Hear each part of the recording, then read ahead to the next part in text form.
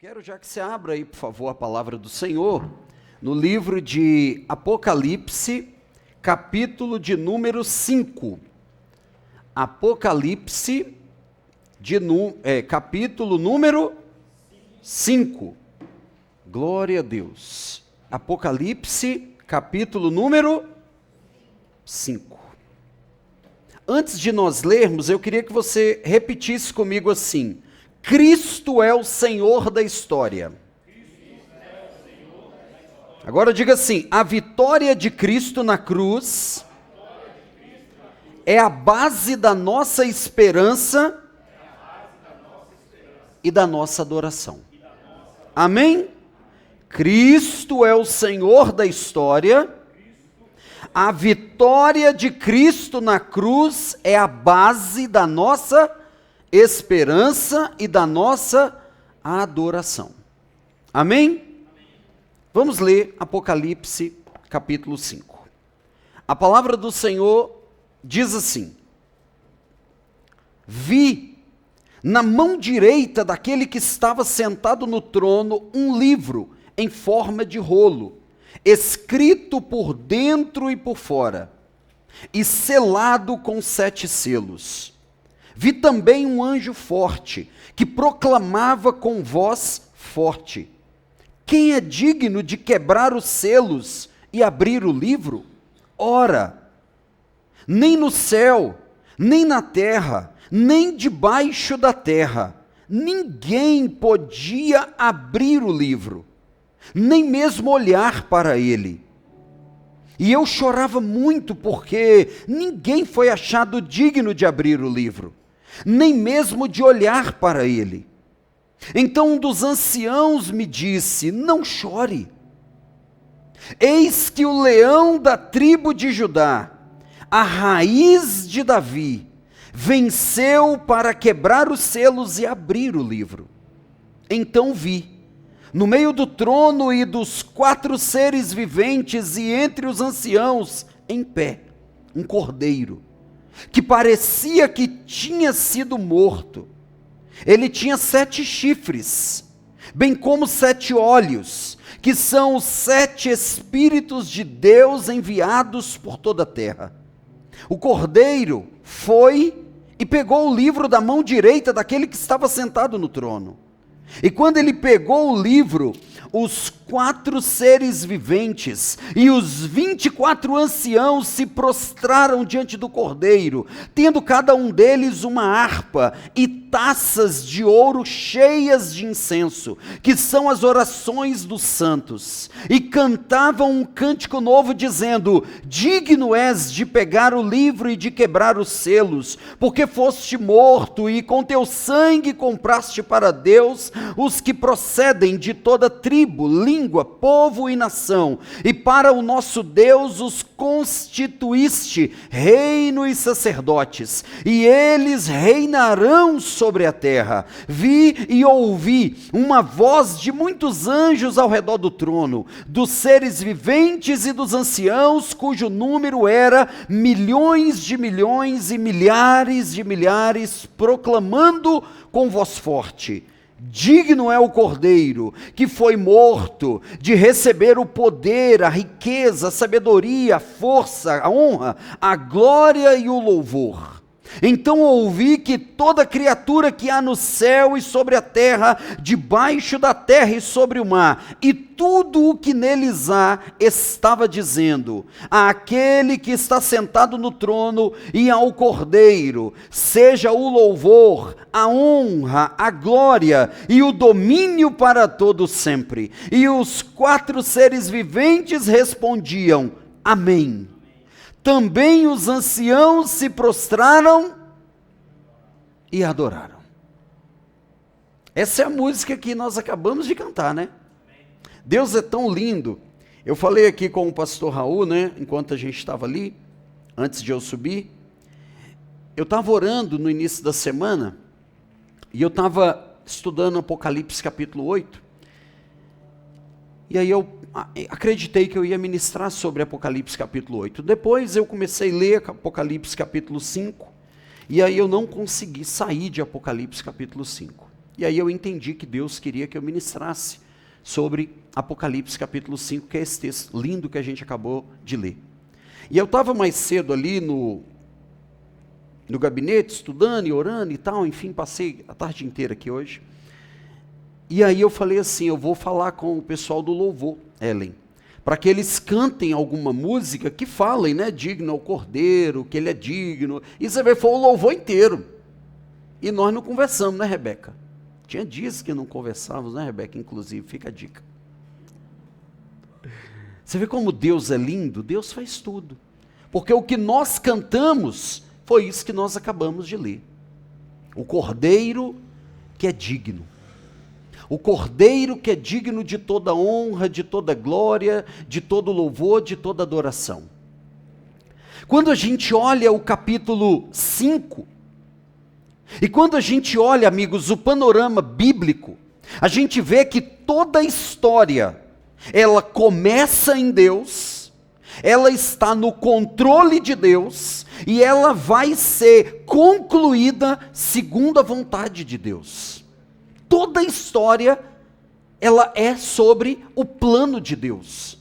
Quando a gente chega aqui no capítulo 5, nós vemos o capítulo 5 como uma continuação do capítulo 4. Se no capítulo 4 nós vimos que o céu governa a terra, que o trono, que o capítulo 4 tem um assunto, o trono, o governo de Deus. Se no capítulo 4, o trono ele se destaca como um governo do céu sobre a terra, no capítulo 5 tem uma pergunta: quem vai executar esse governo?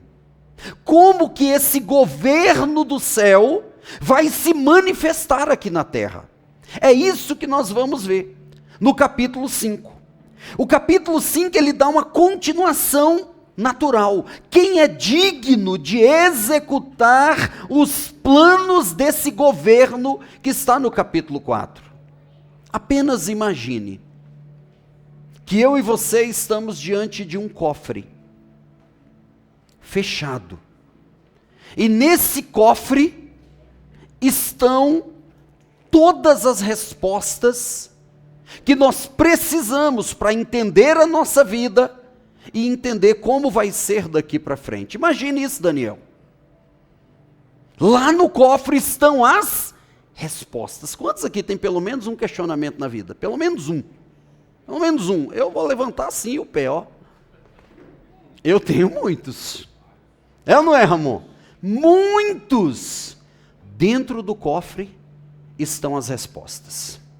Só que esse cofre, que tem todas as respostas, ele tem uma chave que nós não possuímos. Essa é a simbologia do capítulo 5. João, ele começa dizendo: eu vi que aquele que estava sentado no trono tinha na mão direita um livro, um rolo, que representa os decretos de Deus, o domínio de Deus sobre a história, os planos de Deus. Só que ele diz: eu vi esse livro que tem tudo, era escrito por dentro, por fora, é um livro completo do plano de Deus, da história de Deus. Imagina, irmãos, está tudo lá. Só que ele diz: não havia ninguém digno de abrir o livro, porque esse livro, ele era selado com 7 selos. Veja que o 7 a gente sabe que é o número da completude, da perfeição. E ele está dizendo, esse livro, ele está selado com 7 selos. Ou seja, é praticamente inacessível, é uma selagem absoluta, vamos dizer assim, perfeitamente fechado. Quem pode abrir esse livro? Essa é a temática, é essa visão que João vê, e o texto que nós lemos diz que quando João vê isso, que ele vê esse livro e ninguém é achado digno de abrir, o texto diz que João chora copiosamente, ele começa a chorar. Esse capítulo, ele é belíssimo, ele é maravilhoso. João vê isso e ele começa a chorar. E isso nos lembra da nossa própria dor. Quando nós olhamos, às vezes, para a nossa vida, para o futuro, para a incerteza, e nós não temos a resposta. Muitas vezes nós choramos por isso. E a pergunta que ele faz, quem é digno de abrir? Quem é digno de abrir esse livro? Às vezes a nossa pergunta não é quem é digno de abrir o livro, é quem vai dar sentido para a minha história? E a minha história, quem é que vai dar sentido? E às vezes, nós estamos, quando nós não temos a resposta que vem do alto, nós estamos procurando em coisas ou pessoas para que deem sentido para a nossa vida. Eu ainda não tive a oportunidade de ouvir a ministração de domingo, mas falou de propósito, não é? E encontrar o propósito é encontrar o sentido da coisa. É encontrar a direção. E se nós não estivermos, João, quando ele vê isso, ele fala, puxa vida, nesse livro está tudo, o plano completo, os decretos de Deus, todo o plano durante toda a história, só que ninguém pode abrir o livro. Como vai ser se ninguém abrir o livro? Qual o sentido da nossa vida? Qual a direção? Como vai ser? João vê esse livro selado. E o texto que nós lemos diz que nem no céu, nem na terra, nem debaixo da terra, ninguém foi achado digno de abrir o livro. Esse é o panorama desse capítulo. Eu quero que você diga assim comigo, toda a história da humanidade está nas mãos de Deus. Toda a história da humanidade está nas mãos de Deus. O livro está completamente selado, inacessível, fechado. E muitas vezes, Samuel, parece que é assim que está a nossa vida.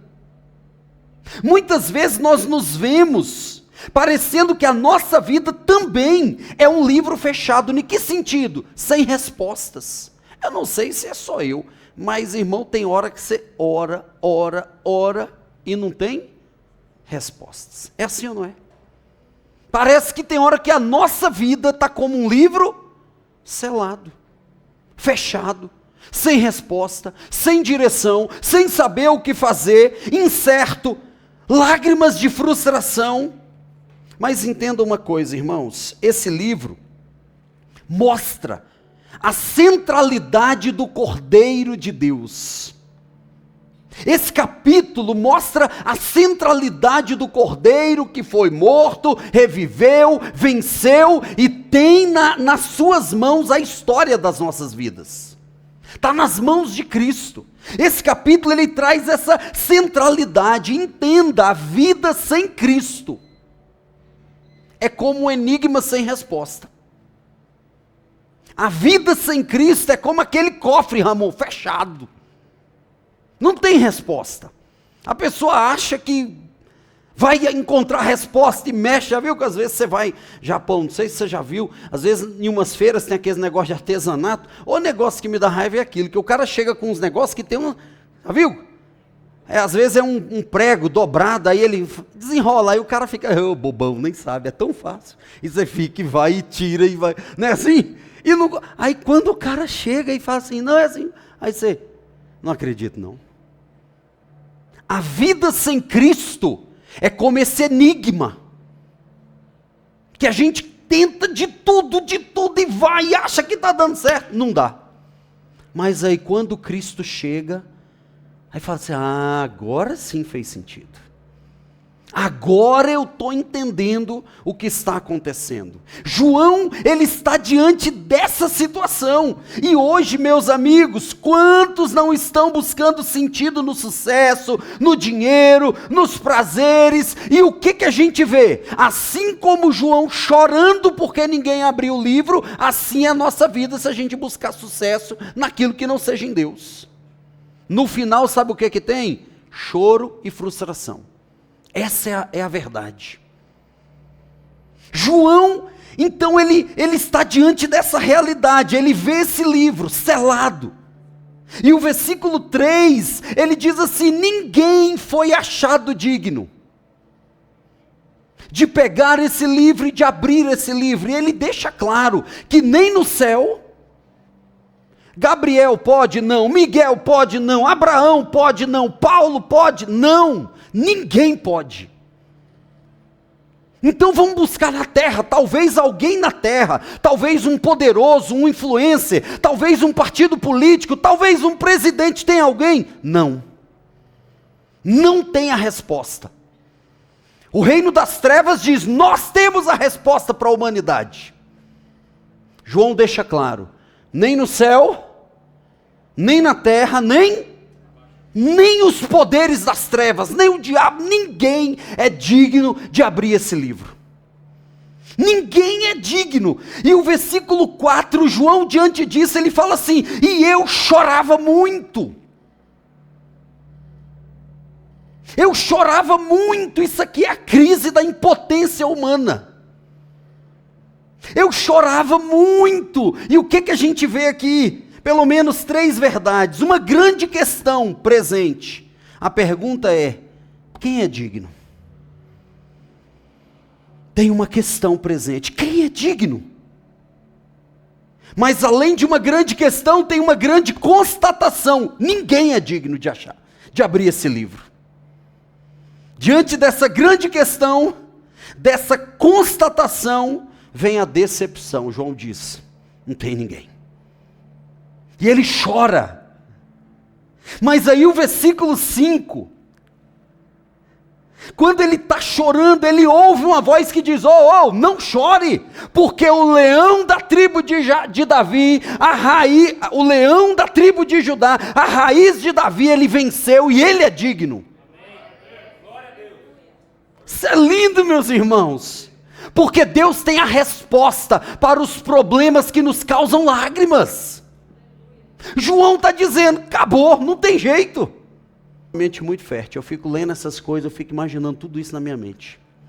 Acho que não é nem em 3D, nem 4D, acho que é em 10D, uma cabeça desse tamanho. Eu fico imaginando tudo.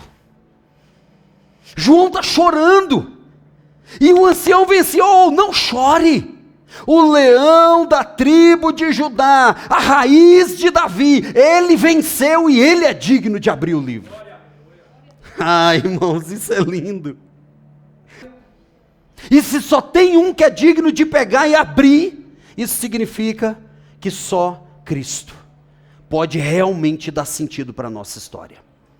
Nós temos que tomar cuidado, porque muitas vezes nós estamos dentro da igreja, mas não entregamos o controle da nossa história a Cristo. No fundo, nós ainda somos o Senhor da nossa história.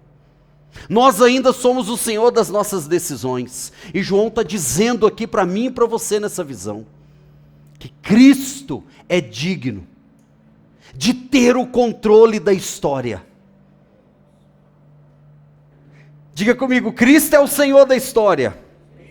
A vitória de Cristo na cruz é a base da nossa esperança e da nossa adoração.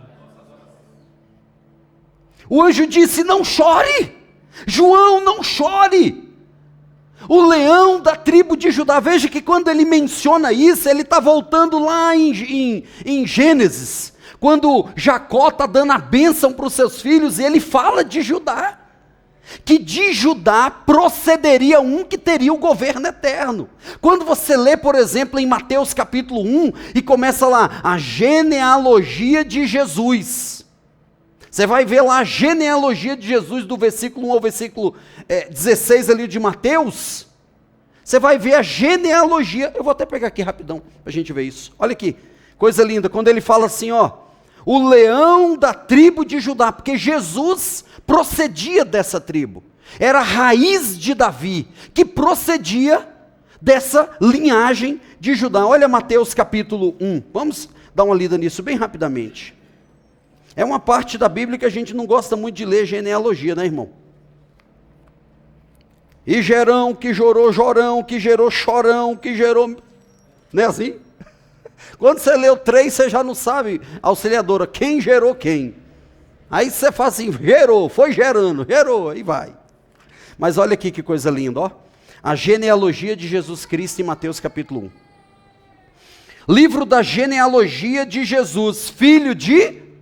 Onde é que já começa? Filho de Davi. Filho de Abraão. Abraão gerou Isaac, que gerou Jacó, que gerou quem?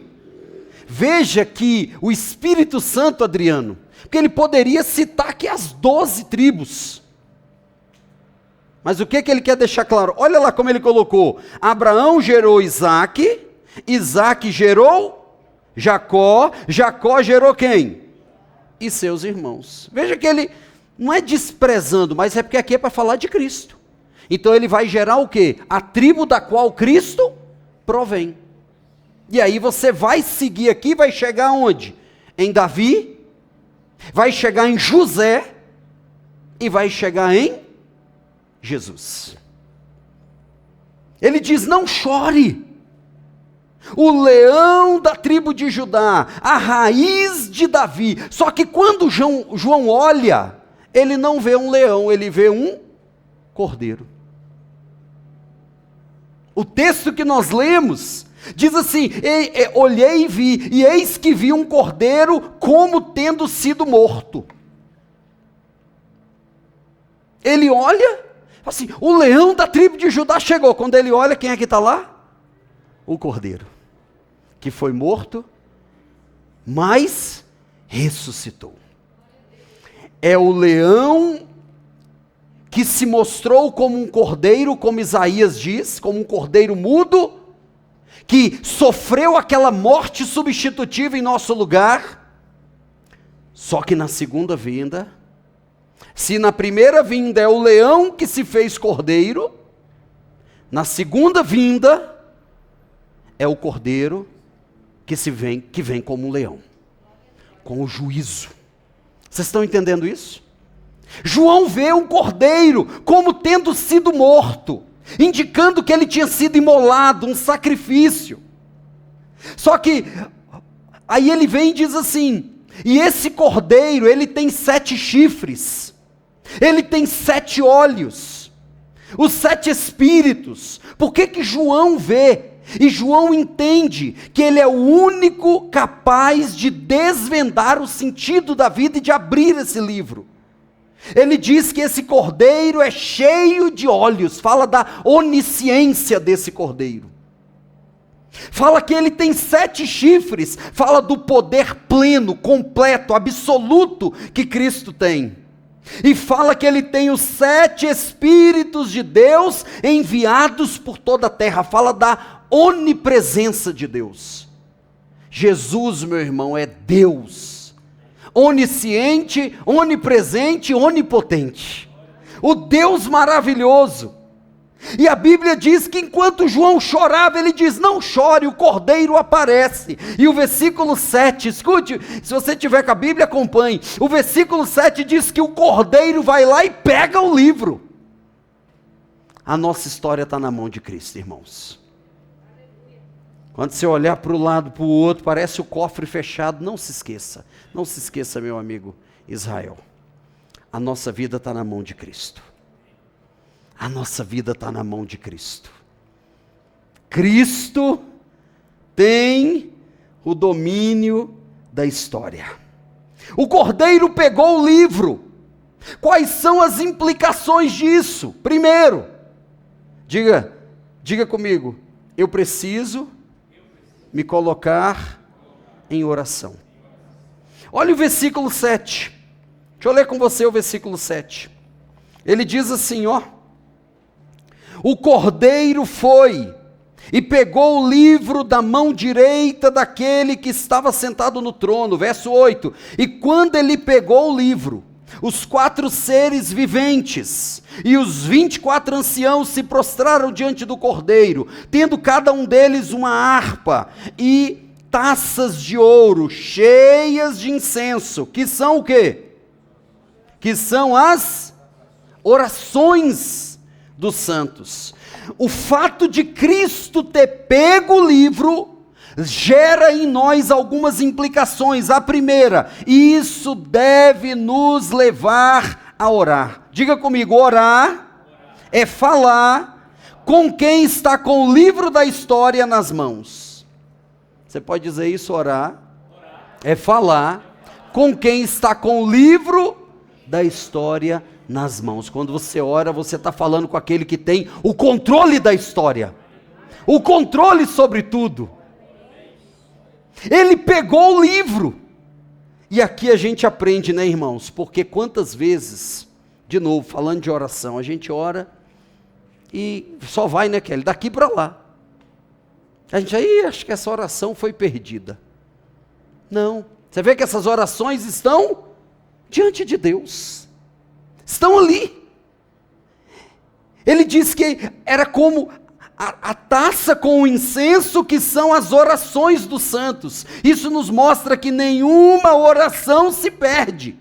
Elas são guardadas diante do trono de Deus como aroma agradável a Deus. As nossas orações estão diante de Deus. Não desista de orar, não pare de orar, persista em orar. Inclusive, se você quiser uma boa motivação para você começar, leia o livro Porque Tarda o Pleno Avivamento. Quantos já leram esse livro aqui? Então, está perdendo. Então, fica aí o conselho pastoral. Pastor Raul leu, eu já li algumas vezes. Estou fazendo essa leitura com os líderes. Fantástico, não é? É top ou não é, pastor? Como é que é o nome do livro? Porque Tarda o Pleno Avivamento. Espetacular. Já indiquei para vocês, não já, Daniel e Gabi? Já indiquei ou não? Não sei, né? Então está indicado agora. E está indicado para toda a igreja. Esse livro fala da necessidade de a igreja voltar a orar. Fala da importância do fervor espiritual. De nós sairmos da apatia, da mediocridade. E aqui ele está dizendo que as nossas orações, ela tem um valor eterno. Mesmo quando parece que as nossas orações não têm resposta, elas estão armazenadas diante de Deus. Entendeu, Dodô? Tem oração que eu estou aguardando, tem 20 anos, irmão, mas eu sei que elas estão diante de Deus, e uma hora Deus vai responder. Eu creio nisso. Então, o Cordeiro pegou o livro, isso tem que nos levar a orar. A conexão do céu e da terra por meio da oração. Escute, enquanto a igreja ora na terra, o céu recolhe as orações e apresenta diante de Deus. Só que, além de nos levar a orar, olha o que diz o versículo 9. Olha o versículo 9, o que é que diz? O Cordeiro pegou o livro. Aí diz que os seres viventes e os 24 anciãos, o que é que eles fizeram? Cantavam um cântico novo dizendo: digno és de pegar o livro e de quebrar os selos, porque foste morto, e com o teu sangue o que é que ele fez? Compraste para Deus os que procedem de toda tribo, e língua, e povo. Irmãos, a obra de Cristo já comprou, já fez o que deveria fazer. Agora o nosso papel como igreja é evangelizar as pessoas. O nosso papel não é selecionar quem a gente acha que é digno. Ah, pastor, mas se é daquele partido, se é da extrema esquerda, se é da... Não interessa, irmão, o sangue de Cristo foi derramado por todos. Ele já comprou. Se Cristo ter pego o livro tem que nos levar a orar, agora ele nos ensina que o fato de ele ter pego o livro tem que nos levar a evangelizar, a falar do amor de Cristo. Irmãos, eu estava conversando, eu não sei com quem que eu estava conversando, eu converso com tanta gente que eu já esqueci. Mas eu falei assim para a pessoa: sem Cristo, nós estamos perdidos. A gente olha as pessoas sem Cristo, aí a gente vai e começa a criticar, né? Mas se tirar o Espírito de nós, irmão, a gente faz igual ou pior. Vocês estão entendendo? Não sobra coisa boa, não. Ah, lembrei com quem eu estava falando isso. Foi ontem à noite com um casal que eu estava aconselhando. Tirou Cristo, irmãos. É como não sei se foi Calvino que disse, né? O que há de bom em mim é Cristo. E o que há de mal sou eu mesmo. Tira Cristo para você ver uma coisa, o que sobra. Sobra o quê? Nada. Só a raiz de Adão. Então isso tem que nos levar a evangelizar. Só que ele termina. O versos 11 e 12. O versos 11 e 12 é a música que a gente cantou aqui, ó. Tu és digno de quê? De uma coisinha? Tu és digno do resto. Tu és digno do resto.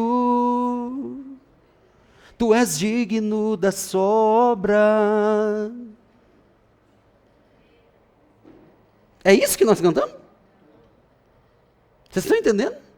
O chamado de João? Vamos ver o chamado de João? O cordeiro pegou o livro, ao versículo 11 e 12.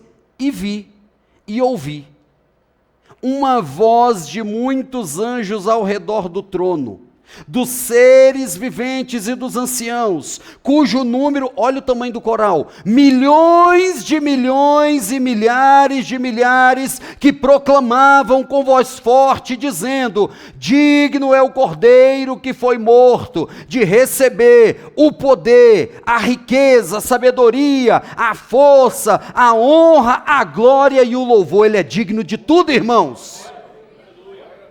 A terceira implicação, se a primeira é nos levar a orar, a segunda é nos levar à evangelização, a terceira é nos dedicar tudo a Ele. Tudo, irmãos, tudo, toda a honra, toda a glória, o nosso tempo, as nossas habilidades, como o pastor falou, as primícias, o recurso, tudo para Ele. É isso que eu estou te chamando a viver. Estou te apresentando nessa noite. Tudo, Ramon, tudo, com paixão, com amor, com desejo, com vontade.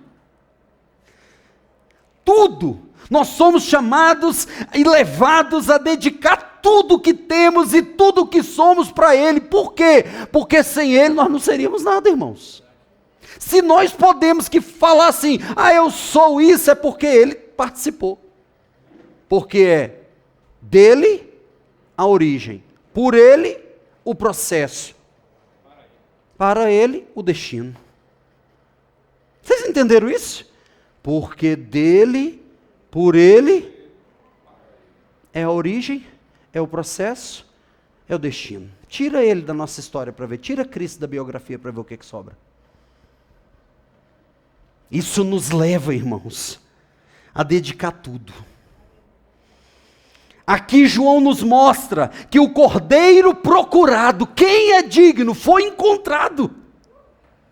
Ele apareceu, ele foi encontrado. Só que agora que ele foi encontrado, a conclusão é, ele agora é adorado como ele merece. Quando o cordeiro toma o livro, o céu explode em adoração. Qual foi a última música que a gente cantou aqui?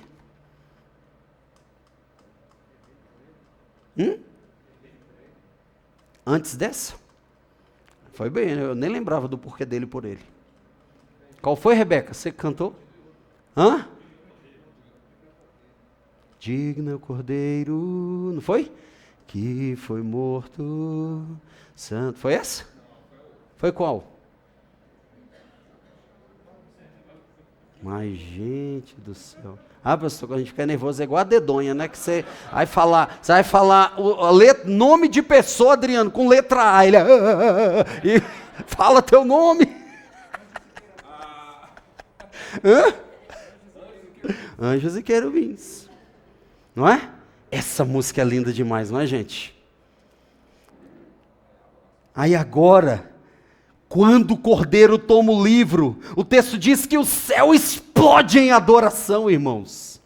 Pensa, Daniel, que coisa linda. Milhões de milhões, milhares de milhares declarando a glória do cordeiro. Irmão, Jesus é muito mais do que um amigo mais velho, um irmão mais velho nosso. Ele é o Senhor dos senhores. Ele é o Deus poderoso, Ele é o nosso Redentor, Ele é o nosso Salvador, irmãos. Nós não podemos perder essa referência. O céu explode em adoração, os 4 seres viventes, os 24 anciãos se prostram, eles têm harpas de louvor, e o texto diz que eles cantam um cântico novo. Toda criatura, no céu, na terra, tudo, adorando ao Cordeiro, adorando por quem Ele é, o leão de Judá, a raiz de Davi, adorando por onde Ele está, assentado no trono, adorando pelo que Ele fez, com o seu sangue, comprou-nos para Deus e nos constituiu reino e sacerdotes. Ele é digno, irmãos. Se o céu inteiro adora, como nós podemos viver sem colocar Cristo no centro da nossa vida? Vocês estão entendendo isso? Cristo não pode ser meu irmão e minha irmã. Qual o número do bombeiro, Aline? 193. Não pode ser só 193 para apagar os fogos da nossa vida. É também isso? Claro, socorro bem presente na hora da angústia, mas não pode ser só isso. O cristianismo não é só para isso, é para a gente viver um relacionamento real. Amá-lo, adorá-lo, com a nossa vida, com o nosso dia a dia, com nossos hábitos, com o que fazemos, com o que não fazemos, tudo deve adorá-lo, o céu inteiro adorando, se rendendo, se entregando. E o lindo desse capítulo é porque ele começa com uma inquietação e uma frustração. João diz assim, e eu chorava muito. Só que termina o capítulo dizendo que o céu inteiro está chapado no poder. Da frustração à adoração. O que aconteceu nesse meio? O Cordeiro apareceu. Vocês estão entendendo? Essa é a única segurança que nós temos para nos levar, Japão, do choro à adoração apaixonada. É o Cordeiro. Isso é lindo, irmãos. Isso é lindo. E essa deve ser a nossa jornada em Cristo. Das lágrimas da incerteza, a esperança do Cordeiro. Ele é o centro da nossa história. Ele é o centro da nossa história. O centro do céu. E deve ser o centro da nossa vida. Talvez hoje, irmãos, nós estejamos como João. Chorando diante do livro fechado, precisando da resposta. E Deus está dizendo hoje para mim e para você que está aqui, a resposta se chama Jesus Cristo. Pastor, mas todos nós aqui somos de casa. Não tem visitante, todo mundo aqui convertido, mas nem sempre nós estamos convencidos dessa verdade. É fácil a gente dizer que Cristo é o centro da nossa história. É fácil a gente cantar essa música linda. Inclusive, vamos cantá-la novamente. Vou chamar o louvor para vir para cá, para a gente concluir. Pode vir, vamos cantar essa música de novo. Escute, irmãos. É fácil a gente dizer isso. Cristo é o centro da minha vida. A Ele eu entrego tudo e tal. A questão é, nas nossas decisões diárias, aí é que isso vai ser testado. Então hoje, eu quero deixar essa verdade, já falei isso aqui, vou repetir de novo, diga comigo, Cristo é o Senhor da história. Você pode dizer isso, Cristo é o Senhor da história. A vitória de Cristo na cruz é a base da nossa esperança e da nossa adoração. Se coloque de pé. Qual é a música? Aí. Se Cristo é o centro do céu, Ele também deve ser o centro da sua vida. Ele tem o poder de abrir o livro, de direcionar, de dizer como vai ser. E hoje, Lucas, Ele tem o poder de abrir o livro da nossa vida e de nos ajudar a transformar o choro em adoração. Ah, irmãos, sem Cristo a gente chora muito. É ou não é? Tentando achar respostas, né, meu amigo? Aí quando ele entra, sim. Vamos louvar, digno é o Cordeiro? É digno, né? Ó. Digno é o Cordeiro de receber a glória, a força, a honra, todo o poder. Declare, declare. Digno é o Cordeiro de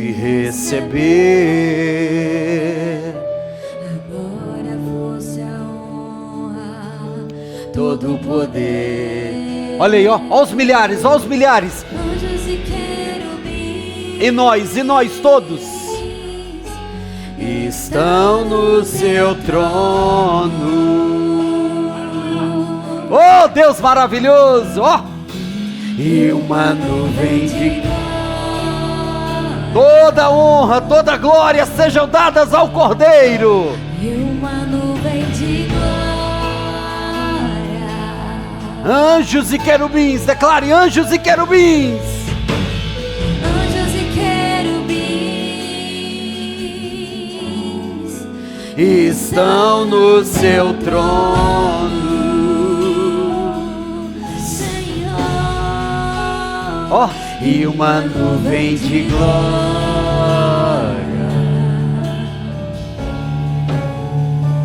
E uma nuvem de glória.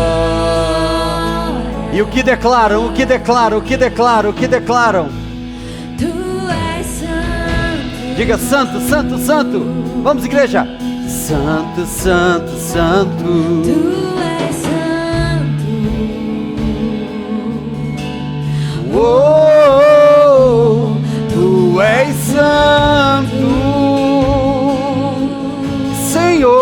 Senhor, tu és santo, santo, santo, santo. Tu és santo. Oh, Jesus maravilhoso. Oh, tu és santo. Vamos do início agora, todos juntos. Vamos do início. Digno. Digno é o Cordeiro de receber. Adore a Ele, exalte a Ele, engrandeça a Ele. Força, honra, todo o poder. Tu és digno. Digno é o Cordeiro de receber A glória, a força, a honra, todo o poder. Olha, irmãos, olha, olha. Anjos e querubins estão no seu trono. Oh, Deus, Senhor, e uma nuvem de glória. E uma nuvem de glória. Anjos e querubins.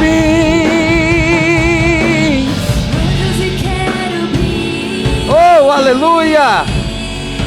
estão no teu trono. Deus maravilhoso, Deus grande, Deus poderoso. E uma nuvem de glória. Oh, e uma nuvem de glória. Vamos, igreja, vamos declarar que Ele é santo, Ele é santo. Tu és santo. Vamos, santo, santo, santo. Tu és santo. Oh, Deus. Oh, Tu és santo e Senhor. Tu és santo. Diga: santo, santo, santo. Tu és santo.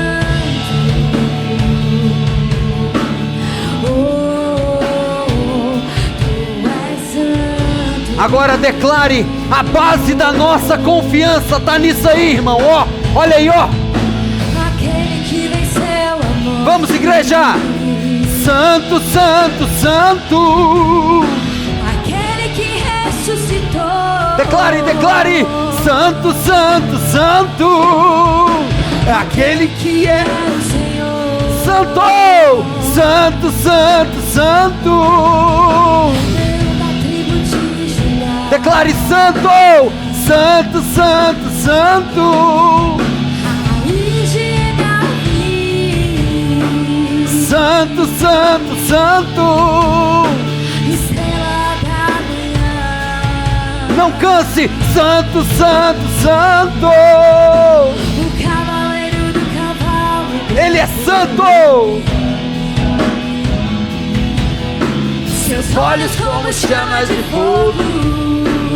Santo, santo, santo. Em sua boca uma espada afiada. Santo, santo, santo. Declare. Está vestido com manto de sangue. Olha, olha, olha o cordeiro. Em sua coxa está escrito Rei dos Reis. Declare. Senhor dos Senhores.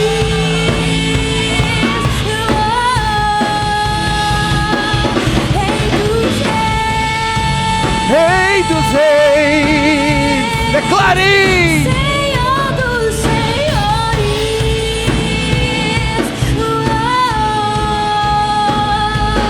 Rei dos Reis. Senhor dos senhores. Declare. Vai, vai. Senhor dos Senhores. Maravilhoso, poderoso, grande, exaltado. Levante suas mãos. Tu és santo. Aquele que tem o controle da história nas mãos. Quem é digno de abrir o livro? E não foi achado no céu, nem na terra, nem debaixo da terra, um que fosse digno. Então eu chorava muito. E um dos anciãos me disse: João, não chores, porque o leão de Judá, a raiz de Davi, o cordeiro que estava morto, ele viveu e venceu, e ele é digno de abrir o livro. Ah, irmãos, é tempo de nós nos voltarmos para o cordeiro, adorá-lo pelo que ele é. Está em pé, com autoridade, com domínio. Ele tem o domínio da nossa vida, Ele tem o domínio da nossa história. A vitória de Cristo na cruz é a base da nossa esperança. Ele venceu, a morte não o prendeu, Ele ressuscitou. Se Ele não tivesse ressuscitado, era vã a nossa esperança. A nossa fé está fundamentada numa evidência comprovável. Ele ressuscitou. Ele ressuscitou. Ele venceu. Ele venceu. Ele ressuscitou. Ah, querido, a nossa vida não está perdida. A história da nossa vida não é como um barco à deriva, não, não, não. Ele tem o controle, Ele tomou o livro nas mãos. A história está nas mãos dEle. Quando você ora, você está falando com aquele que tem o livro nas mãos. Aquele que venceu a morte é santo. Aquele que ressuscitou é santo. Ele é poderoso, Ele é maravilhoso. Ah, Ele é maravilhoso, irmãos. Ele é maravilhoso, Ele é maravilhoso. Ele merece toda honra, toda glória, todo louvor, toda adoração. Não entregue o resto da sua vida. Não entregue a sobra do seu tempo. Não entregue a sobra dos seus recursos. Foi dito nessa noite: honre Ele com a primícia. Honre Ele com a primícia. Coloque Ele em primeiro lugar. Coloque Ele no centro da sua vida. Coloque Ele no centro da sua história. Deixa Ele ser a resposta para os questionamentos da sua vida. Maravilhoso. Maravilhoso. Ele é maravilhoso.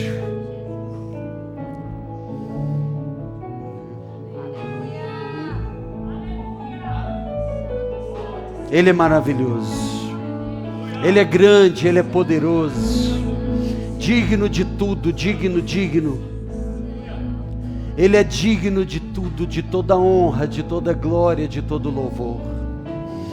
Nós não fazemos, irmãos, favor a Deus por servi-lo, por entregar um dízimo, por estar num culto. Nós não fazemos um favor a Ele. Nós só estamos de pé, irmãos, porque a graça dele nos alcançou. Leve a sério João 15,5, que diz: sem Cristo nada nós podemos fazer.